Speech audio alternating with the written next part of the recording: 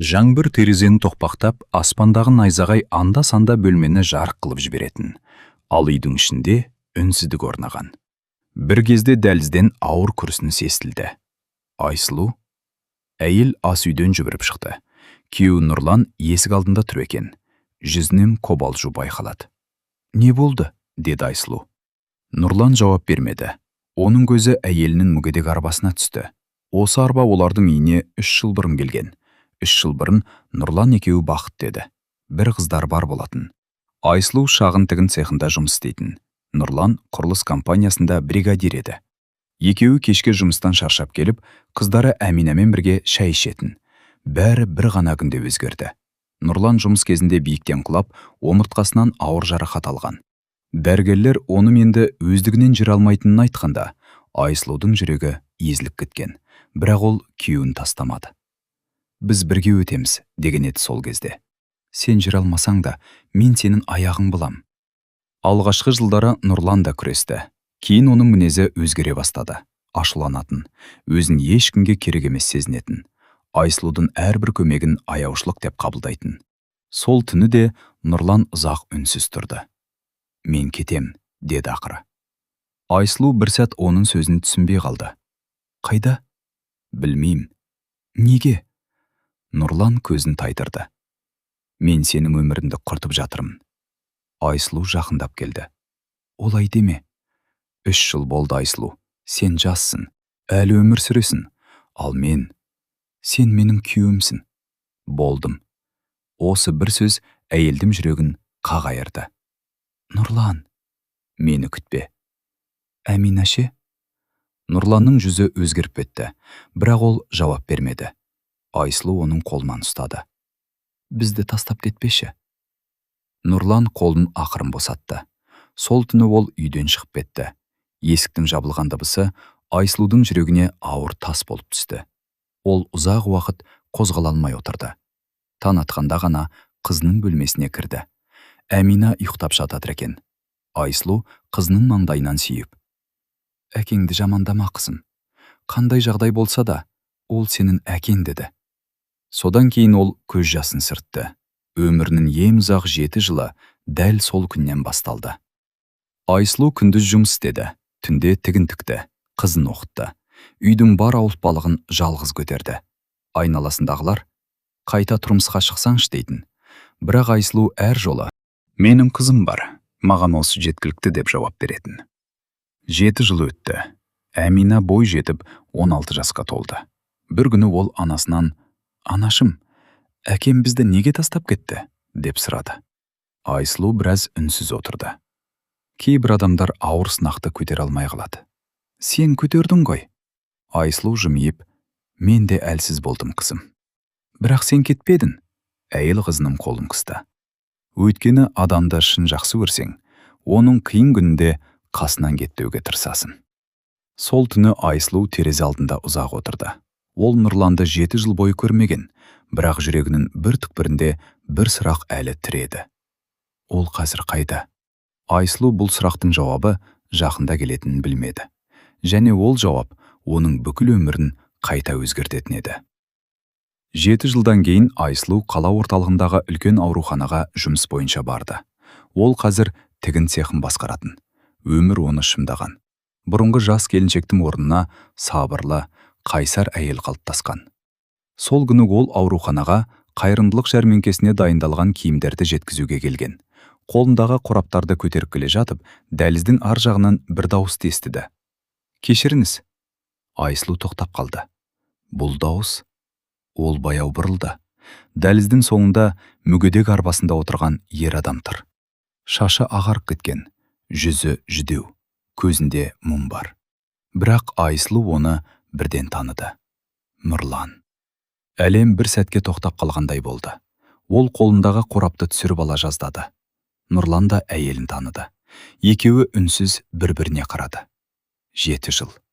7 жыл бойы кездеспеген екі адам. Бірақ сол бір сәтте өткеннің бәрі қайта оралды. Нұрланның ерні дірілдеді. «Айсұлу?» Әйел жауап бермеді. «Бұл сенсің бе?» Айсұлу көзін тайдырды. «Иә». «Әмина қалай?» Бұл сұрақ әйелдің жүрегін ауыртты. Жақсы. Нұрлан басын төмен түсірді. Өсті ме? Өсті. Мен... Ол сөзін аяқтай алмады. Айсұлу, сен неге мұндасың? Деп сұрады. Ем алып жүрмін. Жалғызсың ба? Нұрлан күлгендей болды. Иә. Айсұлу бұл сөзге жауап бермеді. Оның ішінде ашу да, өкініш те, аяныш та араласып жатты. Сен бізді тастап кеткенде Әмина 11 жаста еді, деді ол ақырын. Нұрлан көзін жұмды. Білем. Жоқ, сен білмейсің. Білем. Оның туған күнде есікке қарап отырған білесің бе? Нұрлан үнсіз қалды. Әкесі келеді деп күтті. Ер адамның көзінен жас ақты. Айсұлу бұрылып кетпек болды.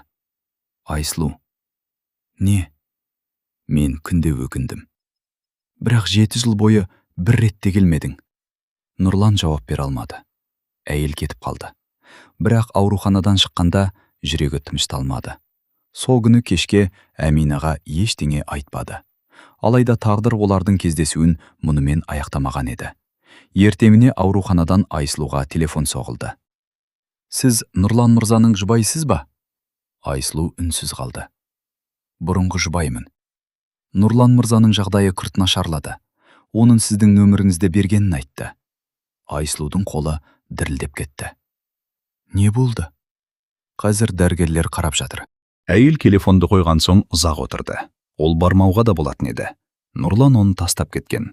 Ол ештеңеге қарыз емес еді, бірақ жүрегі бару керек деді. Айсұлу ауруханаға қайта келді. Ал Нұрлан есін жиған кезде төсегінің жанында отырған әйелді көрді.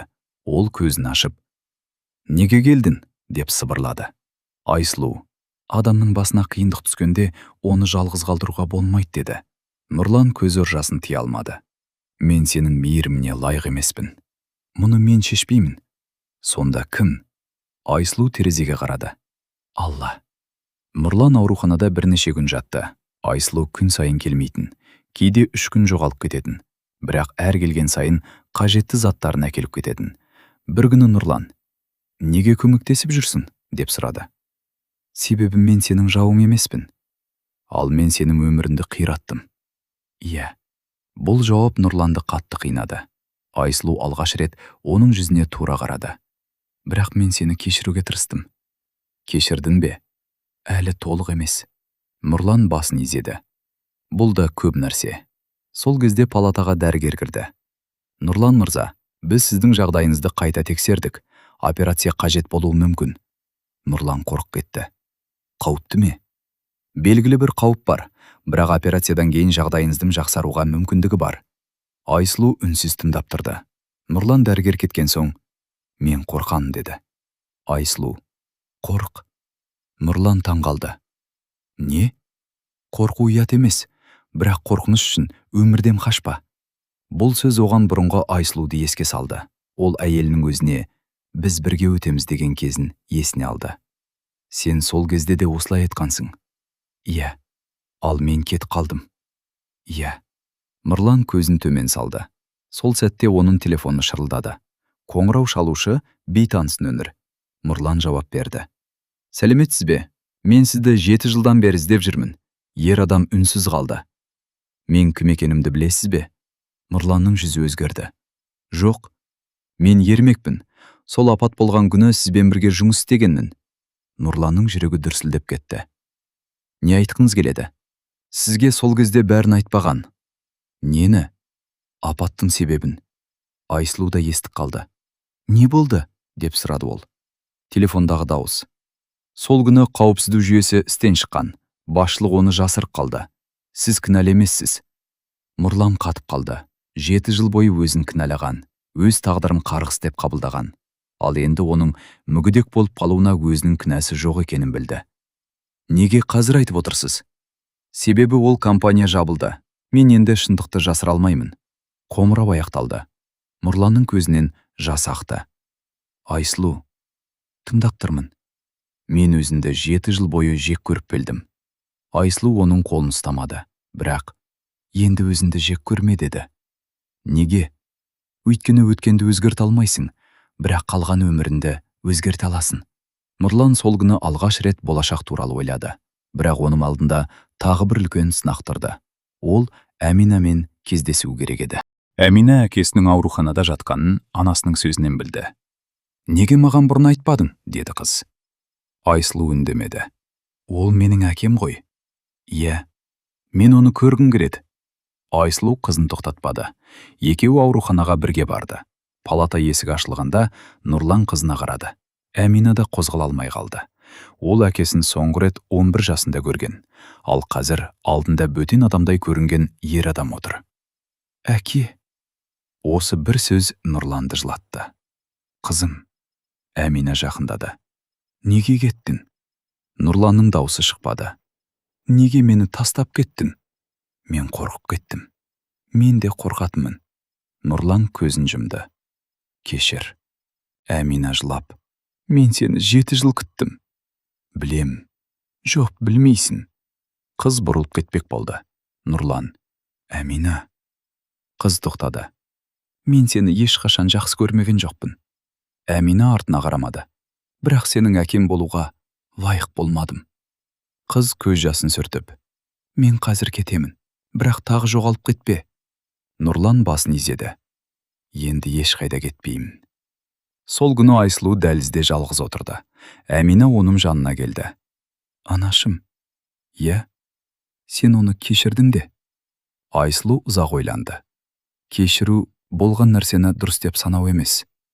«Онда не?» «Өз жүрегіңді өткеннің құсауынан босату». Әмина анасының иығына басын қойды. Сол сәтте ауруханадан дәрігер жүгіріп шықты. «Айсұлу ханым?» «Не болды?» «Нұрлан мырзаның жағдайы нашарлап кетті. Операцияны шұғыл жасау керек». Айсұлу мен Әмина палатаға кірді. Нұрлан есін жоғалта бастаған. Ол Айсұлуды көріп. «Егер мен...» «Ондай сөз айтпа». «Егер оянбасам...» Айсұлу оның сөзін бөлді. «Оянасың». «Әминаға айт». «Өзім айтасын». Нұрлан қызын іздеді. Әмина қолын ұстады. «Әке, мен күтемін». Операциялық есік жабылды. Айсұлу мен Әмина дәлізде қалды. Сағаттар өте бастады. 1 сағат, 2 сағат, 3 сағат. Әмина анасының қолын қысып отырды. «Анашым, ол тірі қалсыншы». Айсұлу көз жасын ішіне жұтып. «Алладан сұрайық, қызым». Екеуі үнсіз дұға етті. Операция 6 сағатқа созылды. Айсұлу бір сәтте орнынан қозғалмады. Таңға жақын дәрігер шықты. Операция аяқталды. Айсұлу орнынан тұрды. «Қалай?» Дәрігер басын изеді. «Әзірге жағдайы тұрақты. Бірақ келесі 24 сағат өте маңызды».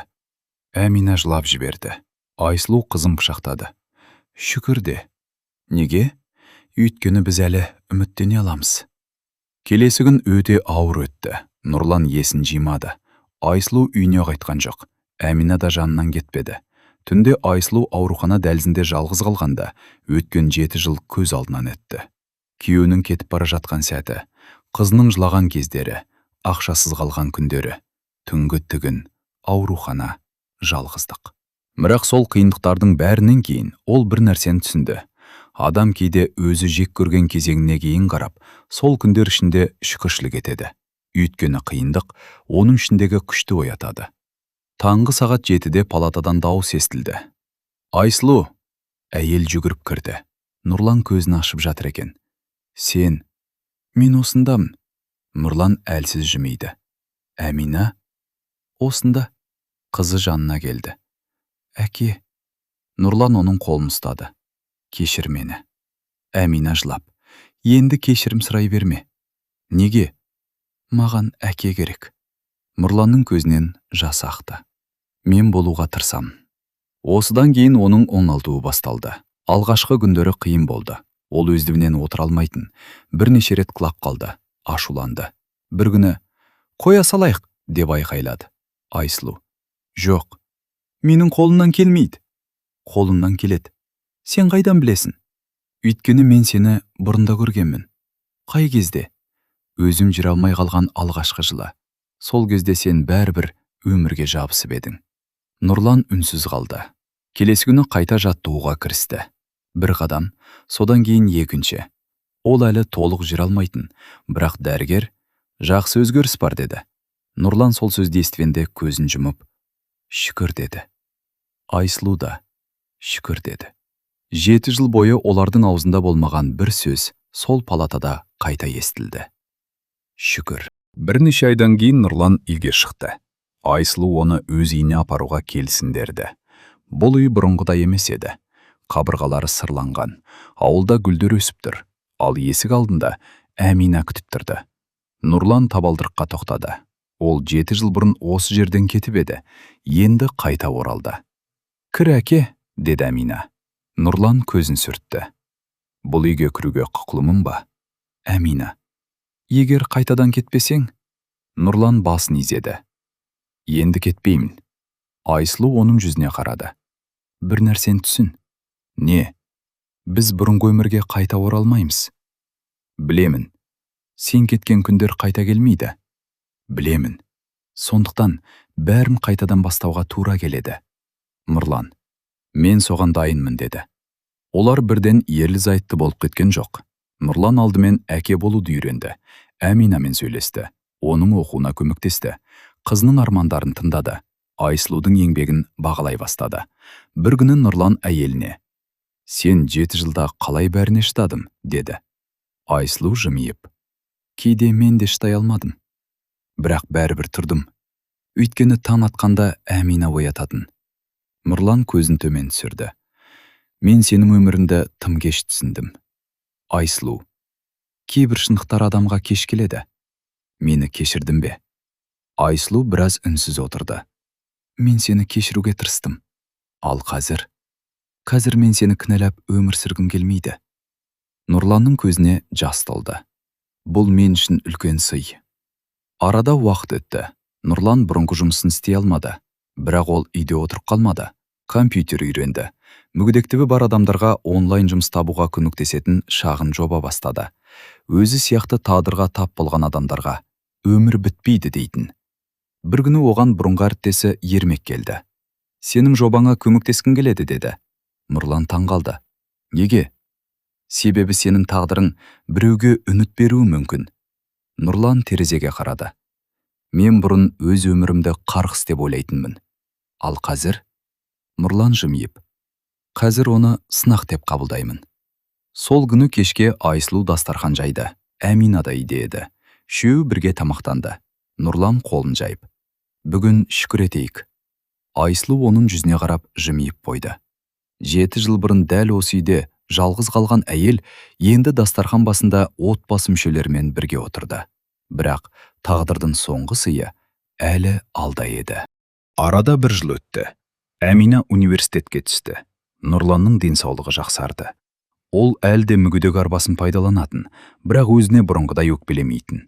Ал Айсұлу өзінің тігін цехын үлкейтті. Бір күні Нұрлан оған кішкентай ғана қорап ұсынды. «Бұл не?» «Аш». Айсұлу қорапты ашқанда ішінен қарапайым жүзік шықты. Ол таңғалды. «Неге?» «Мен саған 7 жыл бұрын жоғалтқаным үшін емес, бүгін қайтадан таңдау жасағаным үшін ұсынып отырмын». Айсұлу үнсіз қалды. «Мен сені бұрынғыдай күйеуім болуға мәжбүр еткім келмейді», деді Нұрлан. «Егер сен қаламасаң, мен сенің шешіміңді қабылдаймын». Айсұлу жүзікке қарады. Сосын Нұрланға қарады. «Мен бір нәрсені түсіндім». «Не?» «Адамның жүрегіне қайта кіру үшін кешірім сұрау жеткіліксіз». «Білемін. Оны ісіммен дәлелдеу керек». Нұрлан басын изеді. «Мен дәлелдеуге дайынмын». Айсұлу жүзікті қолына алды. «Онда бастайық». Нұрлан жылап жіберді. «Бұл иә дегеніңде?» Айсұлу жымиып: «Бұл бәрін ұмытып кеттім деген сөз емес». «Түсіндім. Бұл өткенді өзгерте алмаймыз, бірақ бүгінді бірге құраламыз дегенім». Нұрлан көз жасын сүртті. Сол күні кешке Әмина үйге келгенде ата-анасын бірге көрді. Ол үнсіз тұрып қалды. «Не болды?» деді Айсұлу. Әмина күлімсіреп: «Ештеңе». Сосын әкесін құшақтады. «Менің отбасым қайта жиналды». Нұрлан қызын қатты құшақтады. Оның жүрегінде 7 жыл бойы жиналған өкініштің орнына тыныштық орнады. Айсұлу терезеге қарады. Күн батып бара жатты. Ол 7 жыл бұрынғы түнді есіне алды. Сол кезде ол неге бұл менің басыма түсті деп жылаған. Ал қазір сол сұраққа жауап іздемейтін. Өйткені кейбір жауаптарды адам жылдар өткен соң ғана түсінеді. Қиындық оны сындырған жоқ, жалғыздық оны әлсіреткен жоқ. Керісінше, ол өз бойындағы сабырды тапты. Нұрлан да өз қателігін түсінді. Ол мүгедектігін өмірінің соңы деп қабылдаған еді. Ал шын мәнінде оның бұрынғы өмірі аяқталып, жаңа өмірі басталған екен. Ең маңыздысы, олар өткенді өшірген жоқ. Олар одан сабақ алды. Кешірім сұрауды үйренді. Кешіруді үйренді. Шүкір етуді үйренді. Бір күні Әмина әкесінен: «Әке, сен неге бізге қайта оралдың?» деп сұрады. Нұрлан қызына қарап: «Өйткені кейде адам жоғалтқан нәрсесінің қадірін оны қайта табу мүмкін болмай қалғанда ғана түсінеді». «Ал сен бақыттысың ба?» Нұрлан Айсұлуға қарады. «Қазір ме?» «Иә, өте бақыттымын». Айсұлу күлімсіреді. «Нұрлан, бірақ менің бақытым сендердің мені қайта қабылдағандарында емес». «Онда неде?» «Маған тағы бір мүмкіндік берілгенінде». Айсұлу ақырын: «Әр таң жаңа мүмкіндік», деді. Сол кеште олар дастархан басында қол жайды. «Я Алла, бізге берген әрбір сынағың үшінде, әрбір қуанышың үшінде шүкір. Біз түсінбеген кезде сабыр бердің, жоғалтқанда жол көрсеттің, ажырасқанда сабақ бердің, қайта қауышқанда қадірін ұқтырдың. Енді жүрегімізді тәкаппарлықтан сақта» деп дұға етті. Үй іші тыныштыққа бөленді. Айсұлу көз жасын сүртті. Бұл жолы ол қайғыдан жылаған жоқ, шүкіршіліктен жылады. Өйткені кейде адамға бақыт дайын күйінде келмейді. Ол сынақтың арасынан өсіп шығады. Кейде 7 жылдық қараңғылықтың артында бір ғана таң күтіп тұрады. Ал кейде тағдыр адамдарды қайта кездестіру үшін оларды алдымен бөлек жолға салады. Бірақ ең үлкен сабақ мынау еді: адамның тағдырына үкім шығаруға асықпау керек. Бүгінгі көз жасы ертеңгі шүкірдің бастауы болуы мүмкін. Бүгінгі жоғалту ертеңгі үлкен сабаққа айналуы мүмкін. Ал бүгінгі сынақ адамның жүрегін бұрынғыдан да мықты етуі мүмкін. Айсұлу 7 жыл бұрын күйеуінен айырылған еді. 7 жылдан кейін ол тек күйеуін ғана емес, өзінің де жоғалтқан бір бөлігін қайта тапты. Сол түні ол терезеден аспанға қарап «Шүкір» деді. Бұл сөз оның жүрегінен шыққан ең ауыр да, ең бақытты дұға еді.